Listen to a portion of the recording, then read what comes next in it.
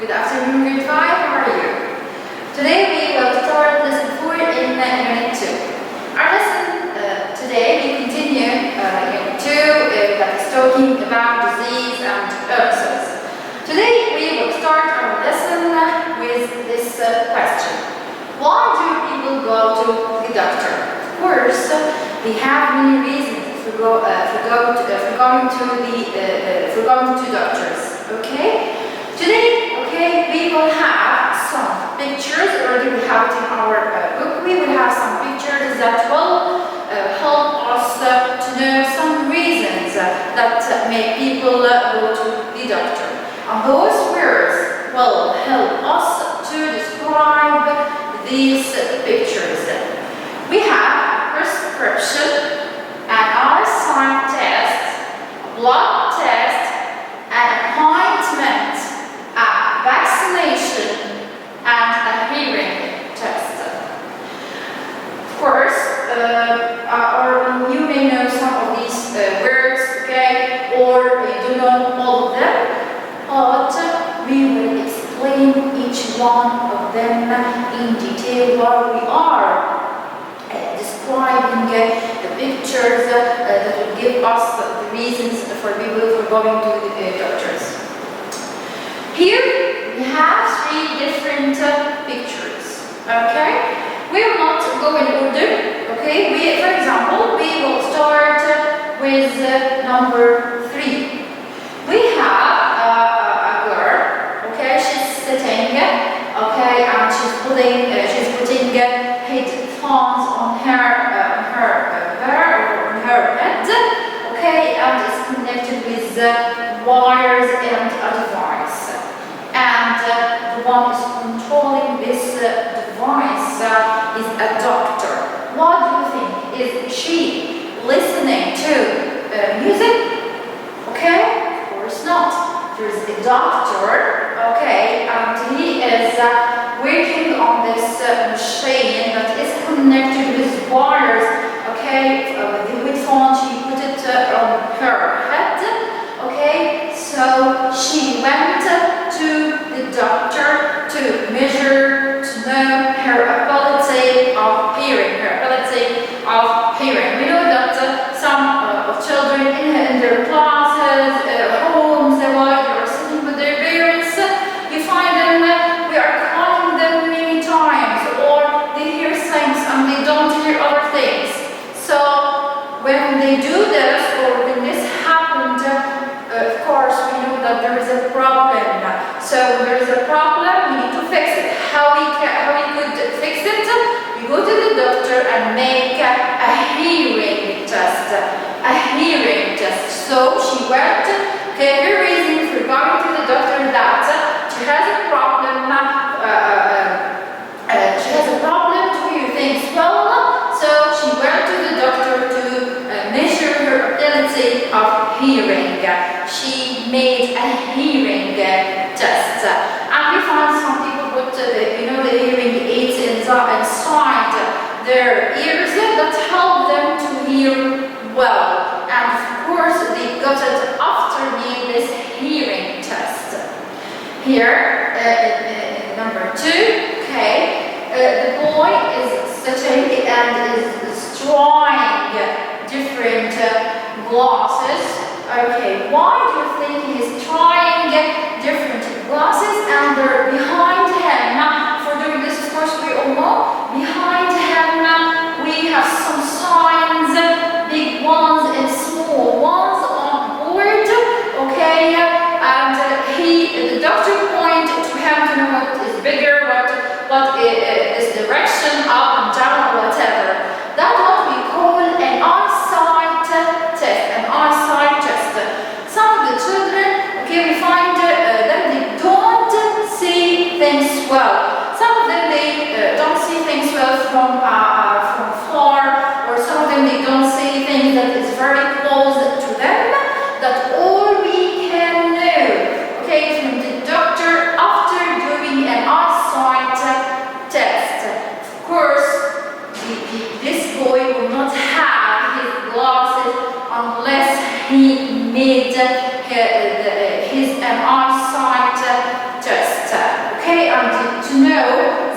right measurement for his eyes. After doing the ones that on the board with different sides, different directions, and also after doing this, the doctor is trying different measurements of glasses to know if the right one is suitable for him, and that's what we call an eyesight test.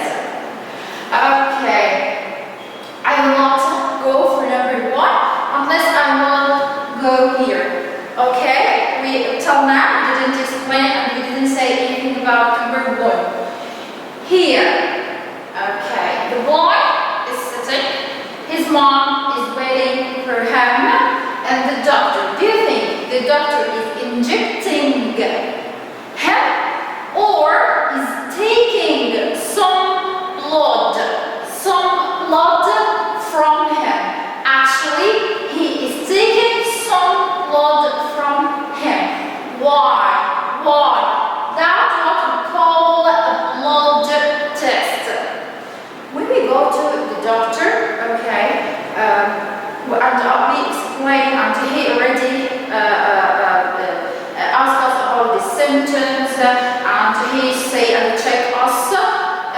Sometimes he is, maybe he is not sure about something, and he wants to make sure for what he said to the patient. So he asked the patient to make a blood test, because after examining the blood and making this blood test, okay, he could be very sure, okay, of the illness that is about it. So he is making what? A blood test. Here, it's the opposite way. Okay, the nurse here is not injecting, she is taking or injecting him. Actually, she is injecting him, and that's what we call a vaccination. Okay, she, okay, injecting him. Okay, so he took his vaccination, and the vaccination is a substance that, especially for the children, we injected them, okay, with this vaccination to protect them from disease,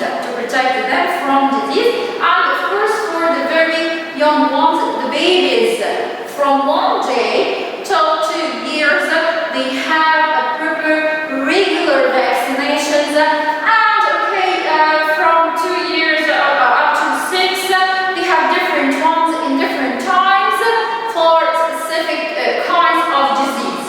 So why? To protect them from disease. Vaccination. Okay, and this boy, what is he doing? We don't have any doctors here, but he is sitting on the sofa with his mom waiting. Okay, what is he waiting for? Already he is shivering and he looks very ill. He is waiting to see the doctor. So he has an appointment. With the doctor. Of course, you cannot see the doctor until you book an appointment to see him. Okay? So to reserve or to book an appointment to see the doctor. Okay, we will go back again. Okay, here. What is the doctor doing here? She is writing the different kinds of medicines for the patient, and the paper that she is using to write to see what kind of medicines or what medicine is suitable for his illness.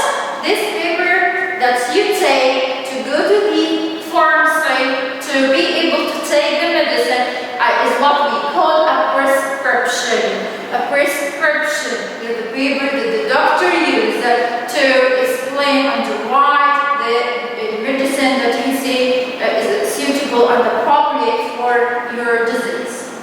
Okay, next. So we explained some reasons for some patients, for going to the doctor. Some of them they go to make a hearing, just say or to check the ability of hearing. Some others they go to check the ability of saying, well, okay, that's why we make an on-site test. And also we have some main blood tests to check or to say if there's an infection or if the doctor is doubt about something that make the doctor sure, okay? And also the doctor is using the paper and write a prescription to explain the kind of medicine that he sees it's suitable for this disease or for the patient, okay? And also we mentioned before you go to the doctor, you book an appointment to say the doctor date, to say the doctor. Now we will read this together. We have two different writers. One is explaining what happened to him after eating a certain type of food, and the other one is trying to help him what it could be. But before we read this together, we want to look to this photo. We have a boy, okay, and his head in a shape of what? In a shape of tomato. In a shape of tomato. Why do you think he made his face or his head, or yes, his face actually, okay, in a shape of tomato? That's what we will know. We will read this and we will discuss it. Yesterday, I ate a huge bowl of mom's homemade tomato soup. It was delicious. However, after an hour or so, I got a stomach ache and I started to feel a bit sick. Another hour later, I started to get a red rash on my skin too, and it was really itchy. So, do you think I could be allergic to tomatoes or could be something else I ate? Okay, what do you think? He ate homemade tomato soup. Homemade means his mom made this soup for him and she used tomato and other ingredients to make this soup. But the main element or the main thing that she used is the tomato. And then what happened? It was delicious. And we all know that when we eat food, okay, and it's homemade, that our mom made it for us already, we made it home to be clean, fresh, and there is no thing wrong with it. But actually, it happened something wrong. What was it? He got a stomach ache, but he felt it in his stomach. Not this only, there was another symptom. Of course, you remember the word symptom from the lesson before. Okay, so he got what else? A red rash. Red rash, his skin becomes red. His skin becomes red. A red rash. And also it was itchy. Itchy means you feel that you want to scratch your skin. You want to scratch it. Okay, but it was itchy. And then he's wondering if he is allergic.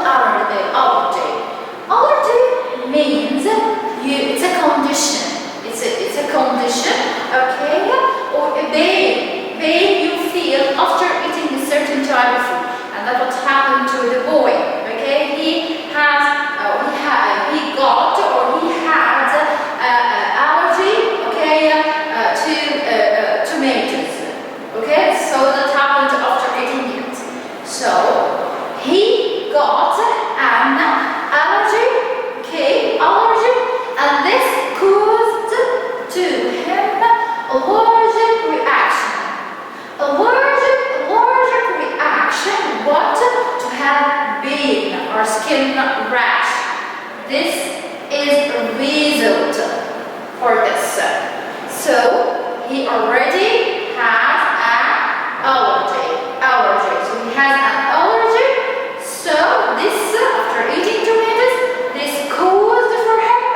Okay, what is the real symptom after this? Is the allergic reaction. How was this allergic reaction? When his skin becomes red. His skin becomes red and he feels itchy. And after explaining allergy and allergic, those two words, okay, are the allergic reaction is the real symptom for the food intolerance. So, when you have food intolerance means you feel pain. Okay, yeah? You feel pain or feel ill, or you cannot digest in a normal way. You feel something wrong. Okay, after eating this certain type of food. That's what we call food intolerance. So maybe we can say that food intolerance is a kind of disease. Okay, not a certain disease. Okay, but it's something that you can feel because of that having allergy. Okay, so because you have allergy, okay, and this allergy caused for you this allergic reaction. Again, the food intolerance happened because of the allergy. And the allergy caused what? And what was the symptom? The allergic reaction. Red skin, you feel red spots, you feel you want to scratch your skin, and whatever. Okay? And sorry for this. Yes. That was the comment for the other one. It sounds to me like you have a food intolerance. So, he explained for her the symptoms first. And these symptoms helped him to know that he has food intolerance. He has a problem. He has a kind of disease. Okay, the food intolerance that was because of the allergy, and the allergy caused as a kind of symptom allergic reaction. Stop eating tomatoes for a while and see if the symptoms go away. Then try to eat less of them. Although you can probably still eat a slice of tomato in your sandwiches, I could suggest your mom makes you different kinds of homemade soups in the future. Don't worry, you will probably grow out of the food intolerance. And to grow out of something, it means it will disappear. It will not be with you anymore. Okay, and as soon as you get older, it means that it will disappear. Okay, despite tomatoes being very good for you, many people are sensitive to them. Okay, they can't eat it. Okay, they have allergy and they cannot eat it because it causes them allergic reaction and also caused food intolerance. Okay, we will move to the grammar part. Here, grammar for today. Okay, we will talk about contrast linkers. What are contrast linkers? Okay, as you see, linkers, they are linking, they are joining two sentences together. They are joining two sentences together. What we mentioned also the word contrast. It means that the two sentences are contrasting each other. Or in another way, when we use these linkers, we find the second part, okay, of our example, of our sentence, is giving us information that is contrasting that we mentioned in the beginning. How? Before we know, okay, how, we want to know. We have despite and in spite of, and we get them together. And also we have although. What? Okay, three of them, okay, are contrast linkers. And we use them to join sentences. They are contrasting each other. But despite and in spite of, okay, we use them in the same way. And although we use it in a different, okay, gives it the same meaning, but we use it in a different way. How? Let's read number 1. Although he takes his medicine, he is still sick. Let's see here. After although, what we have? He takes his medicine. He, subject, takes, verb, and his medicine is, okay, the rest of the sentence. And then he is still sick, okay? That is contrasting what he said in the beginning. Of course, he told, or he takes his medicine, he should be recovered, or he should be, well, no, he is still sick. That's what we mean by contrasting. But after although, we have one complete sentence. How? We have subject, verb, and object. Okay, and the second sentence. And also, we use although in the beginning of the sentence. And when we use although to join two sentences, okay, they are contrasting each other, and we use although in the beginning. We should put comma before we started the second part, okay, or the second sentence we have, okay, and then the full stop. So after although, I have one complete sentence. I have subject, verb, and an object. Okay, is that the same way when we use despite and in spite of? Of course not. How? Despite, it's the same sentence. It's the same example. What happened? Okay, how is it different? Despite taking his medicine, he is still sick. Oh, yes, we use the despite. But after despite, what we have? We have a subject? No, we didn't have any subjects. But we have a verb. But actually, it's not a verb. It's gerund. Verb plus ing. Gerund. And other times after despite and in spite of, okay, we can use the noun. So after despite and in spite of, we can use the gerund form or the noun as we did here. We didn't have any subjects. We only have the gerund. So using the same main verb of the sentence and put it in the gerund, we just add ing. Despite taking his medicine, comma, the second contrast sentence. He is still sick. That way we use although and despite, and if I change despite here and I use it in spite of instead of it, will I change anything? Of course not. I will not. I will not change anything because they are the same. They are the same in everything. And the second one, she is always sick, although she eats healthy food. Here I said, and I used although in the middle. And after although, I used one complete sentence. She eats healthy food. This one complete sentence. Yes?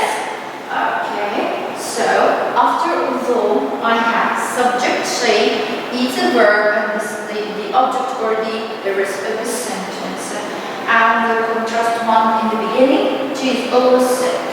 But when I use although in the middle, I don't use any commas. So the same here now are used in spite of. So in spite of, I use it in the middle. So as we said, use the gerund or the noun. Can we get the noun here? What? from E, can I get the gerund? If the verb will help me to get the gerund, and I can use it after, in spite of or despite, it's okay. If I can't have the gerund, okay, and the sentence will not be what, I use the noun. But here I can use the gerund. So, and in spite of eating healthy food, so I used it in the middle. So I mentioned, or I use the contrasted second sentence. She's always late, and I use in spite of, and after in spite of, I use the gerund. And again, I didn't use any comments when it's in the middle. Okay? Here, although she was late, she didn't hurry to catch the bus. As we said, we use them for two sentences or contrasting each other.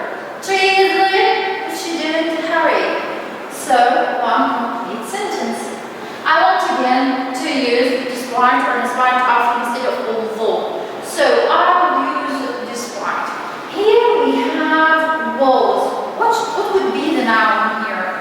Actually, was is verb to be in the past. So I will take the main verb is paid. After I add ing, it will be being. So despite being late, she didn't hurry to catch the bus. Okay? Sorry. We have some examples. We will answer them together. Okay, to make sure that we understood what. Although she bought a new dress, she didn't go to the birthday. We will start with this part. Okay, I will like this. So I will cross although, okay, and I will use despite. So I won't use it. I will use despite. What can I say? Despite she bought. Can I do this? Of course not. I will cross the subject from my sentence, and then I could have the gerund or the noun. After despite, can I get the gerund from both? Yes, I can have despite buying. The main verb is buy, and I add ing. So despite buying the new dress, come on, the second sentence, she didn't go to the party. The second one. So we will start with in spite of. Okay, so we will start our sentence with in spite of. So we will start with the same sentence after although. We will not start with the first one. No, we will start with the one after although. Okay, because although here is not in the beginning. It's in the middle. It's okay, it doesn't matter. But he wants me to start the sentence with in spite of. So I start my sentence with in spite of. And as we said, after in spite of or despite, we have the noun or the gerund. Okay, so we will not use the subject. We will cross it from our sentence and we complete. We can get the gerund from this verb. Yes. So in spite of rehearsing well, and I start and I completed with a comma and started the first one here. She didn't join, okay, the contrast information for the first one. She didn't join the link. Okay. Here, number 3. Despite eating homemade food, she got an infection in her stomach. Replace despite with although. So we will not use despite again. We will use although. What do you think we can do? First we will cross despite from our sentence. But after, and we will although with capital letter A. But when we use although, okay, we have now gerund as we have here. No, we have one complete sentence, subject, verb, and then object. So I don't have any subject here. How I could know the subject? I complete my sentence, and I have she got an infection. So the subject here is the one is we talk about is she. So despite, okay, this is what the tree, sorry, although train. And at the same time, I don't know the form of the tense here. Is it present, past, okay, yeah, to use, to me, okay, the gerund here, and we transfer it, okay, to put it in after the subject, okay, we're in the right form, we're in the right tense here. So she got, so we took in the past. So I will say, although she, I have verb eat, I get it out and write it, but my sentence is in the past. So I will tell myself, I write eat and put it in the past, so to be ate. So although she ate homemade food, the second part of the sentence as it is, she got an infection. Okay? So although she ate, as we said, the subject we knew from the rest of the sentence, and we know which tense in that, it's past simple, and we use the main verb, already we use it as gerund, we cross the ing, and we use the verb ate, and we put it in the past, because our sentence is in the past, although she ate homemade food, she got an infection in her stomach. I hope that you understood the contrast linkers very well and the rest of our lesson. Okay, see you inshallah soon. And